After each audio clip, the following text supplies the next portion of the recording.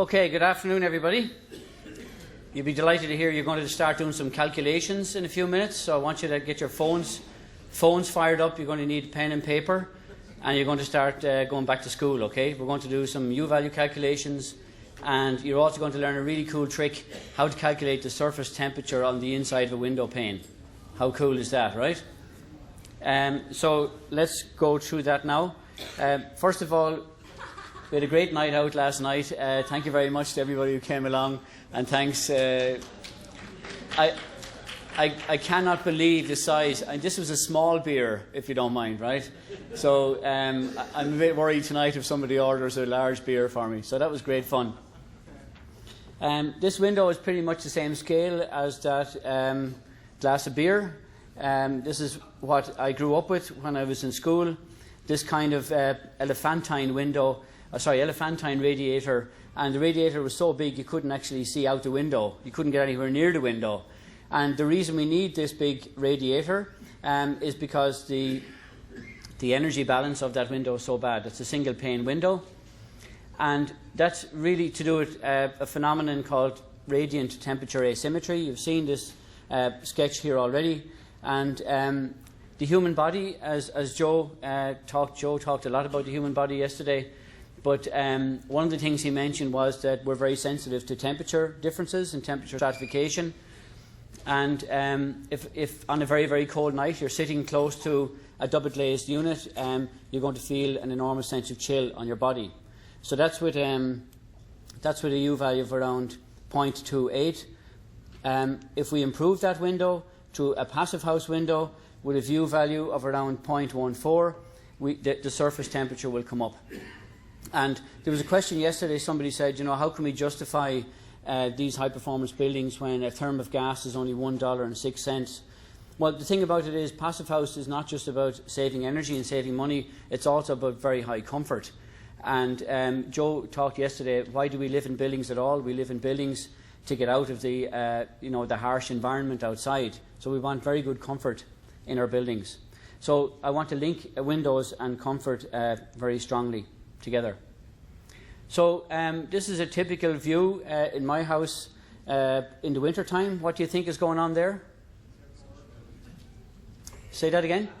Got no R value? No. Okay. No argon? No, both answers are wrong so far. Yeah, we've got frost on the outside. The kids love this. So basically, on a very, very cold night, especially on the east-facing windows, you'll get ice building up just before dawn. And to me, that's really fascinating to see that there's so little energy getting out through the glass at that point that ice can build up. And I had a client one time, he rang me up and he said, I spent $80,000 on these windows and I'm getting ice on the outside of them. This is terrible. And it only lasts for about 10 or 15 minutes, by the way. But and when I explained the building science to him, he said, "Oh, these are amazing windows. This is fantastic." And so, a little bit of education goes a long way. And I'm sure it was a dinner party conversation for him for many years. So if we look at how glazing has evolved, we're not going to talk about single pane windows. Nobody's fitting single pane windows anymore. But the first double glazed unit around a U value of around 0.53. Then we stuck in an extra pane of glass. The U value improved a little bit more. Then we started experimenting with various gases, argon, which is freely available and quite cheap. We started to put gases in it. Then we learned about E-coatings, or these emissivity coatings. That brought down the number again. And then we went back to the triple pane model with both cavities filled with gas and 2 layers of E-coating, and which brought down the U value to around 0.1. So the glass has evolved very, very dramatically over the last several years, and I think it's going in a very, very good direction. If you've ever wondered, you buy windows with E-coating, and have you ever wondered, have I got E-coating on these or not? There's a very neat trick you can do. You can get a cigarette lighter or a match, and if you hold it up to the glass, it's easier to see this at night time, obviously. I don't know if you can see in this picture here, we've got 6 flames, and the 6 flames are reflecting the 6 surfaces of the window. So we've got 3 panes of glass, and we've got surface 1, 2, 3, 4, 5, and 6. So hence we have 6 flames here. But I don't know if you can pick up the different colours. I mean, to my eyes, there's kind of 2 greens here and 4 oranges. Does that make sense? Okay, so the green colour here signifies something different going on, and that's actually the position of the e-coating. So if you want to frighten the pants out of a window salesperson, take out your cigarette lighter and hold it up to the window. And, reassure them, obviously, you're not going to burn the window down. But that's a very good trick to see if you've actually got e-coating on your glass. The future, of course, there's a lot of new technologies coming on the market now. Vacuum glazing, multifoil glazing. But right now, this is the sort of glass specification that we're dealing with. What's really confusing for me is that you use U values in relation to windows, but you like R values for the opaque elements. So that's a real head wrecker for us, but I've given you some R values there as well. So basically the R value of glazing has improved tenfold. So a single pane of glass has an R value of about 1, and a triple low E, passive house standard window, an R value of around 11, roughly speaking. So we're talking about 10 times the energy saving potential. We've talked about surface temperature. So on a very cold night, if it's, let's say, 6 or 10 Fahrenheit outside, the temperature on the inside of a single pane window is going to be below freezing. And I have a bit of a game going with my sister. My sister lives in a listed building, and she has single pane windows, and she sends me a text message every so often saying, I got ice on the windows again. And I text her back saying, yeah, but it's on the inside of your house, it's on the outside of my house. So that's a bit of a game going on. Solar heat gain coefficient, some discussion about this yesterday. The more panes of glass you have, the more layers of e-coating you have and so forth, the more barriers there is to that solar energy getting in through your windows. And so the solar heat gain coefficient is dropping from about 92% to around maybe 55%. That depends on the specification. So we have a tenfold increase in insulation value, and we have maybe 1/3 less in terms of energy coming in. So overall, the windows are performing much, much better than they used to. And if we look at the graph here, we can see that as we move from single pane windows to double OE and passive house windows, there's a very interesting phenomenon going on here where we actually have net gains. Okay? Now, this is not at the risk of overheating. I want to be clear about that. Overheating in a passive house is 77 Fahrenheit and over, and you're not allowed to have that situation for more than 10% of the year. But during the winter time, these windows, if you have them set up correctly and designed correctly, they actually bring in more energy than they let out. So you could regard each window as a sort of a mini furnace, a teeny weeny mini furnace, okay? And there's very little in life for free nowadays. I think you'll all accept that. So that's a very nice situation to have. And that's why you should push your windows to the very, very maximum. Good glazing, good spacers, and good fitting details, and get all that, get all your ducks in a row. When we talk about passive house comfort, a number perhaps that you might consider. Again, this will vary depending upon climate, but it's relevant also to hot climates, which I'll explain in a minute. Roughly around 0.15 of a U value is what you really need to be thinking about if you're serious about energy efficiency and you're serious about comfort. Okay, 0.15. We're going to show you a little trick now. Does anybody know how to calculate the surface temperature of glass on the inside? Would you like to learn how to do it? It's really neat. It takes all of about 10 seconds. So let's learn how to do that. There's a very interesting formula which is explained here. So this is the number that we're looking for. We're looking for the inner surface temperature. And how we work it out is we start off with the temperature of the air inside. Those of you who are listening, what's the room temperature we want in our passive house buildings? 68, that's the magic number. And then we bundle these three things here together. So we want the U value of the window, we want the surface film resistance of the glass, and we want the temperature difference between inside and outside, okay? Three things, that's all you need to know. I'll show you a sample calculation here. So imagine it's freezing outside right now. It's 32 Fahrenheit outside. So our temperature difference is 36 Fahrenheit. If I've got my maths correct, 68 minus 32 is 36. And let's imagine we're doing a single glaze window which has a U value of 1. If we pop in the numbers, we've got our 68 degrees Fahrenheit temperature inside, minus these 3 numbers here. So we put in the U value of the glass. We've got the surface film resistance, that's a constant, so you don't have to remember that. And we've got the temperature difference. And this gives us a number of 41 Fahrenheit, okay? So if it's freezing outside, if it's 32 Fahrenheit outside, and you've got a single pane window, the surface temperature of that glass is going to be 41. Okay? That's pretty cool, isn't it? So now, does everybody here know their surname? Only one person knows their surname in the whole room. Okay, so if your surname is anywhere between A and L, I want you to work out what the surface temperature is for this first scenario.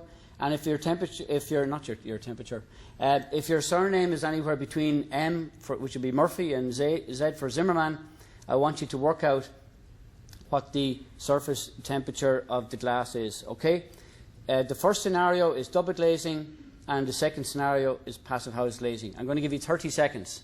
Off you go.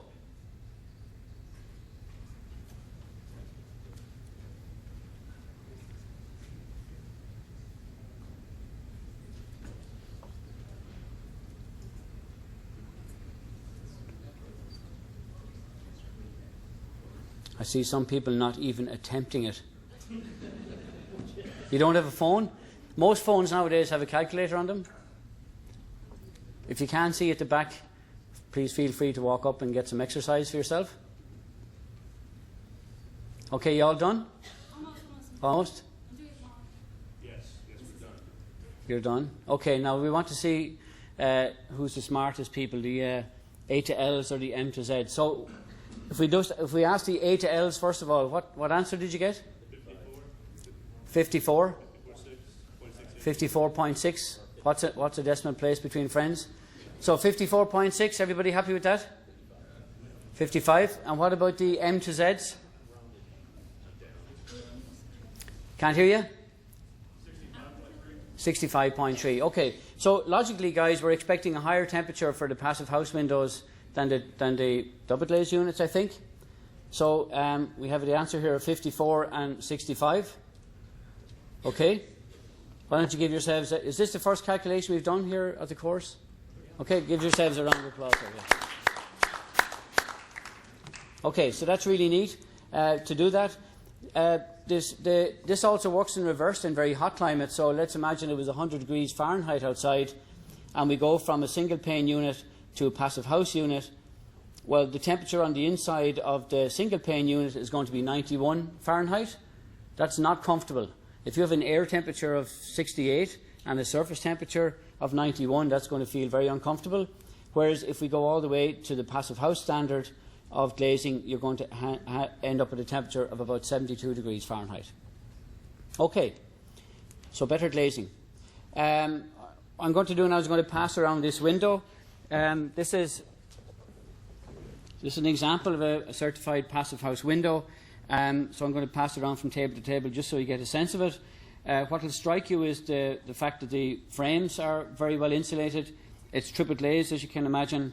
And please don't drop it on the ground because it's not sort of bulletproof or blast proof. So let's have a look at that. Is it heavy? It's not that heavy.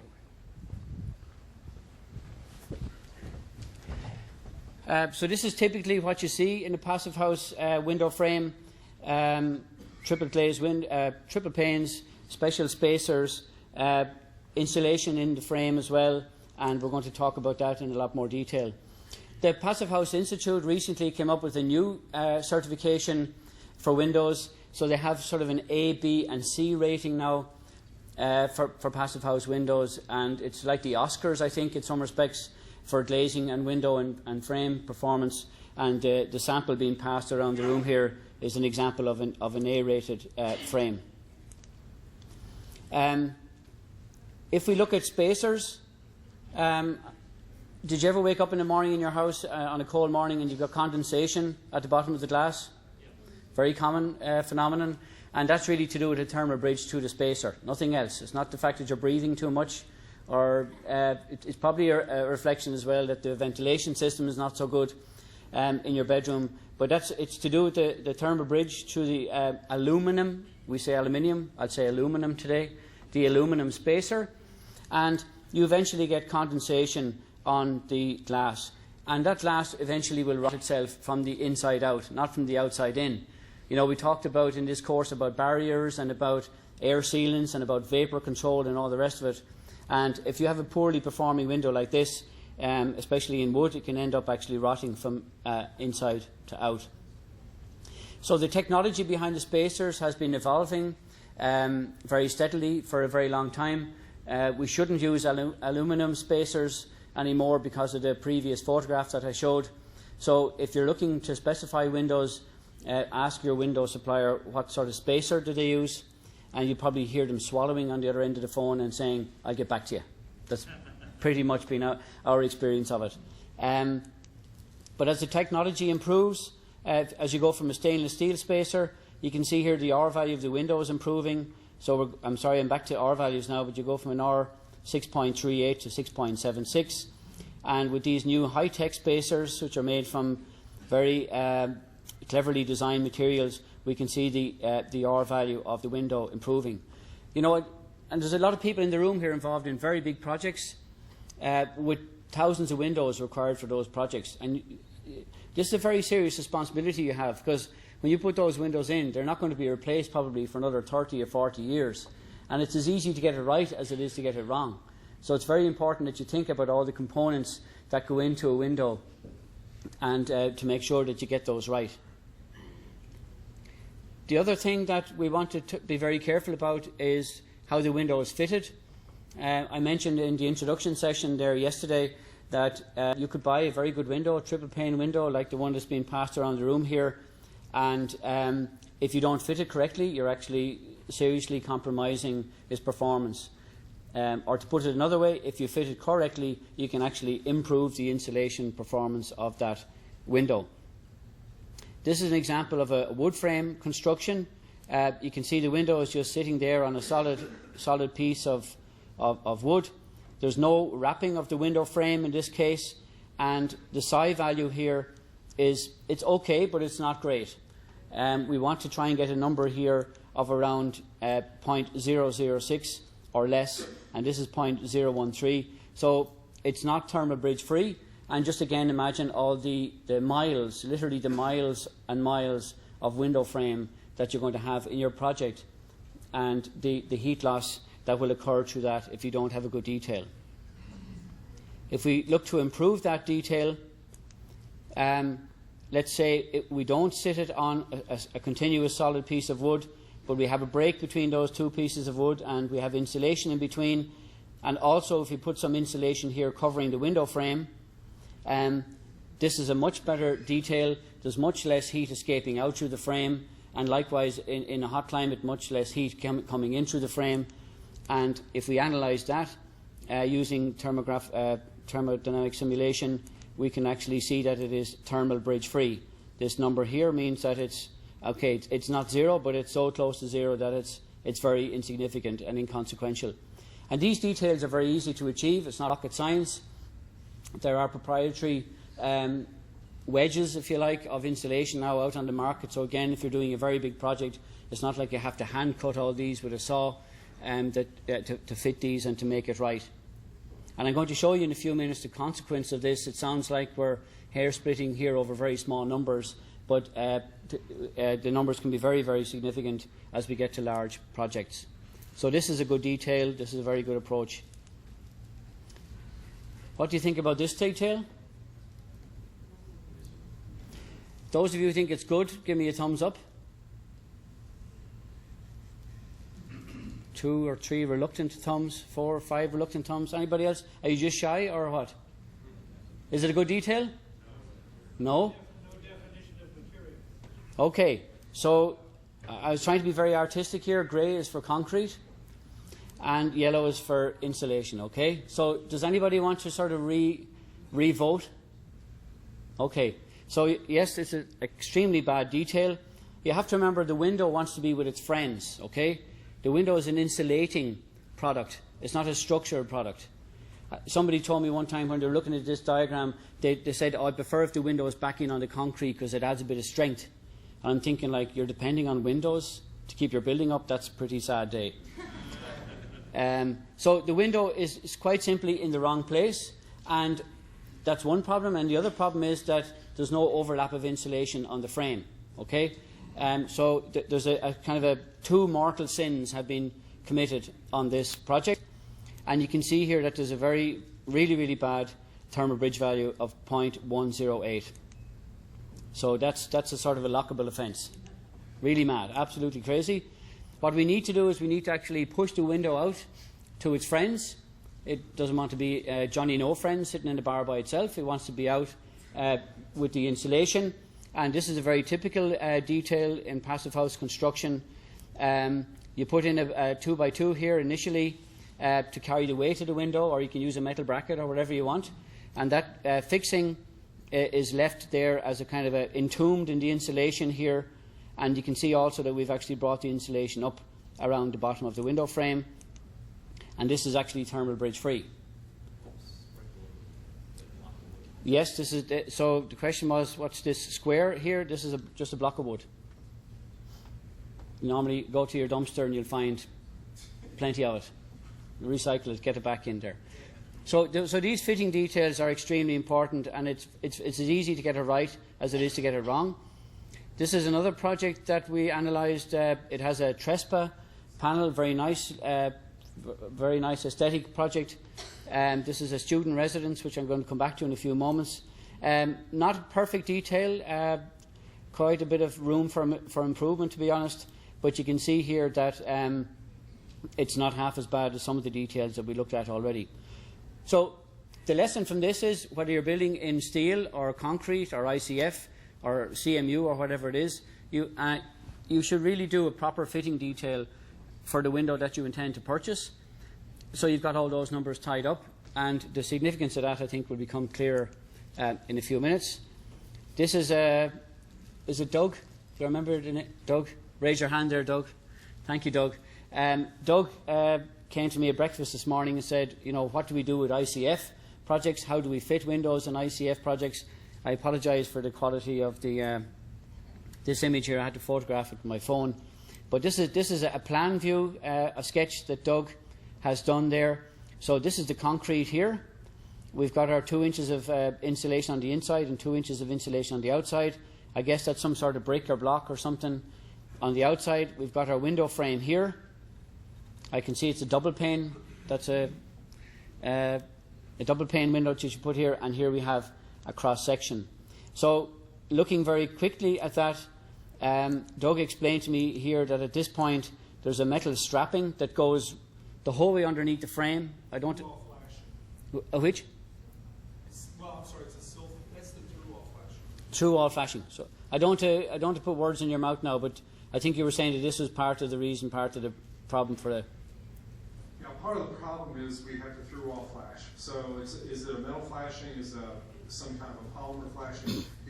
That's a thermal bridge. We know that. Yeah. And then of course the other issue, the major issue, is because of ATFP, blast resistivity. Yeah. A lot of our window manufacturers have to test it by system. So their anchorage is in the frame. Right. That's why we're struggling with how to detail the thermal bridging. Yeah. Okay, so again, the window manufacturers, such as the companies at the back of the room here, have to step up to the plate for that. So that's one issue, this flashing.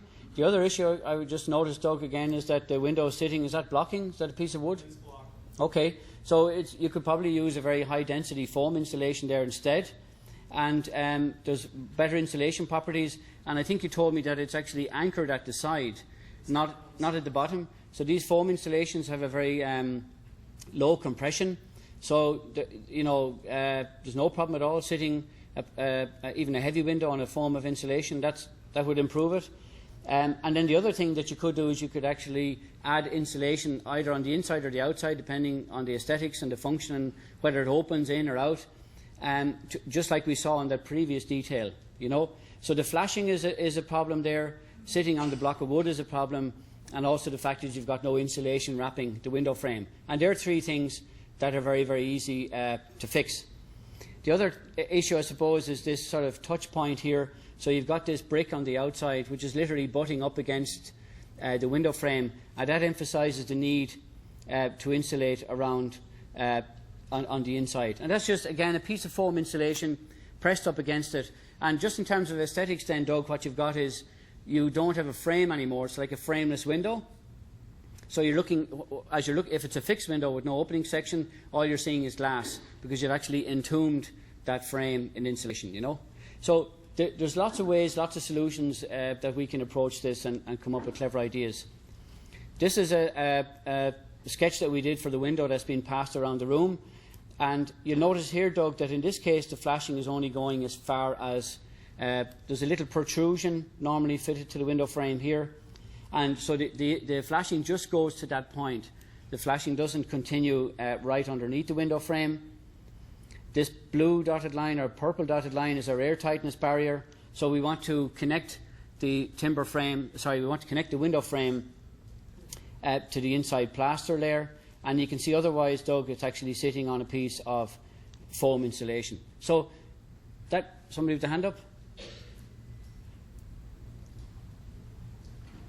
So where is your weather-resistant barrier in this assembly, and how are you getting the water from the back of the window out? How does the water get into the back? So if you're looking at a window, I consider the back of the window out the white space. Okay.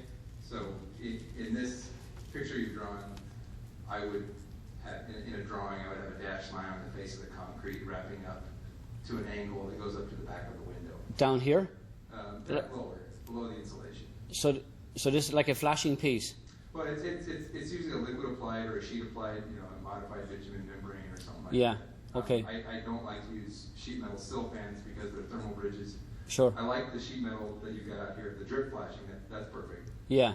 But needing your water control layer, well, and having that lead up to the back side of your window, where does that happen? Well, the thing about an ICF system, and I'm reluctant to get. We should probably keep the questions and answers for after, because I won't get through my presentation. But the thing with an ICF system is that they have proprietary water seals all around, and they're sort of well proven and work extremely well. Let me come back to that later. Just a quick response to the insulation, I think the question there. This is Steve Peterson with Grand Windows. With the blast situation, you have to take in consideration, the wall conditions. If you're doing a replacement type project, if you're terracotta, hollow, masonry, it all varies based on the calculations of the standoff distance and the type of anchor that you need to use. Mm-hmm.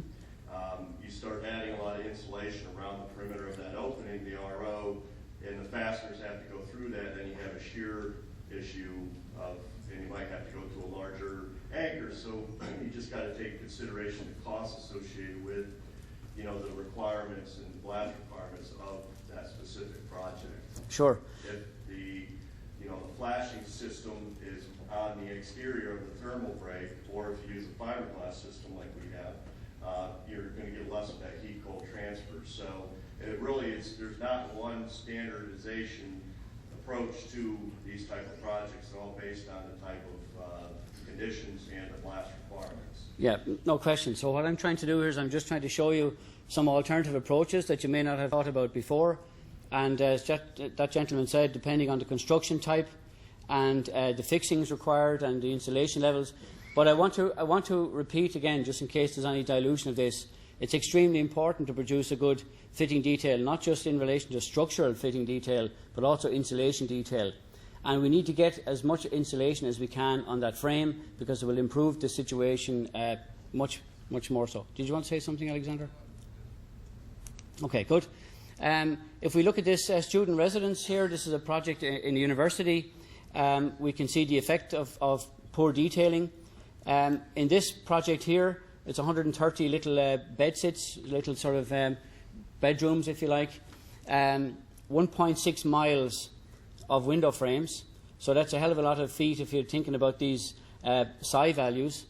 And the additional heat loss from a poor detailing, I'm not talking about the spacer, the frame, I'm just talking about how the window is installed.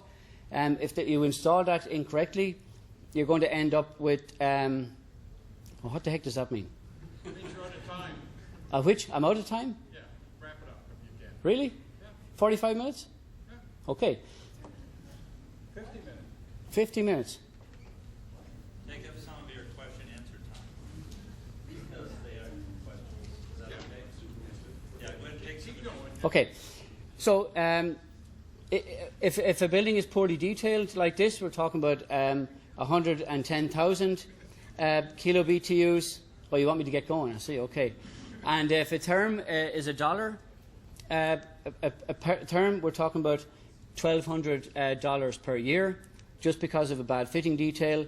And if we assume some increase in energy prices, and we assume that the windows are going to be in there for 30 years or so, we're talking about a fuel cost of about $130,000 over the life of the window, just because of the fitting detail that wasn't really well thought through. So these things are important. If we look at the Empire State Building, anybody want to guess how many miles of window frame are in the Empire State Building? 32? My guess it's about 25 miles, but it's a pure guess. You weren't far wrong. They did a wonderful retrofit on the Empire State Building, a fantastic job. They improved the performance of the glazing. They put in new spacer bars. But they missed out on this special fitting detail, wrapping the window frame. And in that case, by the way, the length of the window frames is twice the length of Manhattan Island, just to give you a sense of scale here, what we're talking about. 1.7 million kilo BTUs of heat loss because of a, I would say, not a great fitting detail, or about 500,000 kilowatt hours of energy. So typically then this is how it's done. The window is suspended out in the insulation layer. You saw a sketch of this previously. We have a piece of blocking wood underneath it to carry the weight of the window. Another example of that. And then in this case, this is with external insulation system, but it could be an insulated concrete formwork as well. And you can see here how we're notching the insulation around the window frame. It may seem a bit weird, a bit strange, a bit unnecessary, but it's a very, very commonplace in passive house standard. And just remember, again, that those windows are going to be there for a very long time. We also want to make sure we have a good airtight connection with our window, and this is really down to good workmanship, use of proper membranes, proper tapes, forget caulk, and forget foam. We need to use proper materials that will be there and last forever. We also want to train the craftsmen right to do it.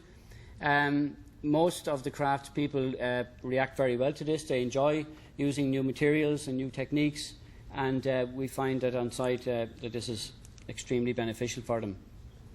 This is an example of a retrofit project where this is a very old school building here, and you might notice this panel. This is a factory produced panel. It's got probably an R35 wall. It's got its own cladding system. It's got its own shading system. It has a triple pane window already fitted. So this is manufactured in a factory, and it's delivered to site then and fitted to the facade. It's very quick, no disturbance at all inside to the classroom. And the only job they have to do then at the weekend when the school is empty is to take out the old window from the inside and put in a new window board. So it's a very cost-effective way of retrofitting a facade to a very, very high performance level without decanting the tenants, and that may be relevant to your own situation. And you can see these kids are very happy. This is a school that we retrofitted recently.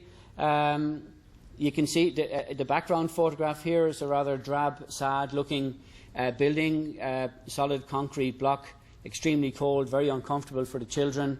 It had single pane windows with water gushing down the inside all during the day, and extremely uncomfortable.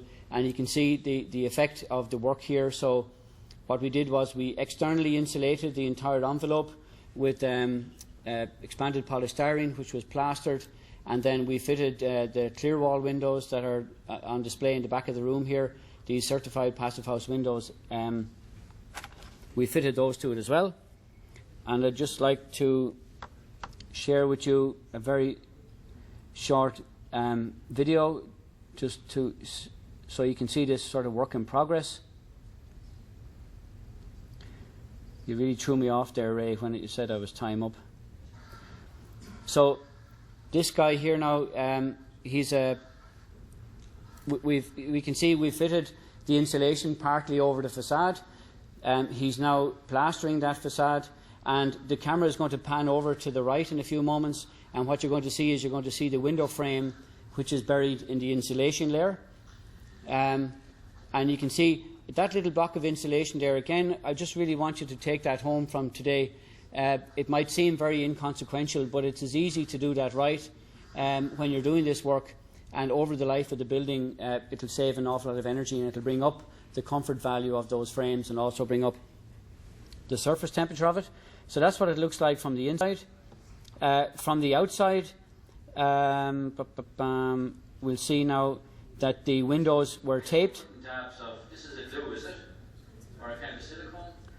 There's a health and safety message in this, by the way. You'll see this guy is actually going to use his hand. You'll see it now in a second. It's not a very healthy thing he's going to do. And not only does he do it once, but he actually loves the taste of this so much he's going to go in again. So what we're seeing here is that we're seeing the airtight tape which was fixed to the window. So the window is permanently airtight to the construction. And obviously you don't want to be looking at that tape all the time. So they use this covering strip here to cover it over, and the job is done. And it's all in the lick. It's all, do you write them out? And if you've been out on the beer too much the night before and there's alcohol in the, you won't get the same adhesion. So this is all very, the detailing is very important.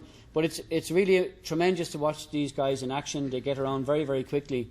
So what you've seen in that little example there is external insulation, covering the window frame with the insulation layer, fitting the airtight tape to the frame, and then covering over that airtight tape to conceal it. And that's pretty much a typical example of a retrofit situation.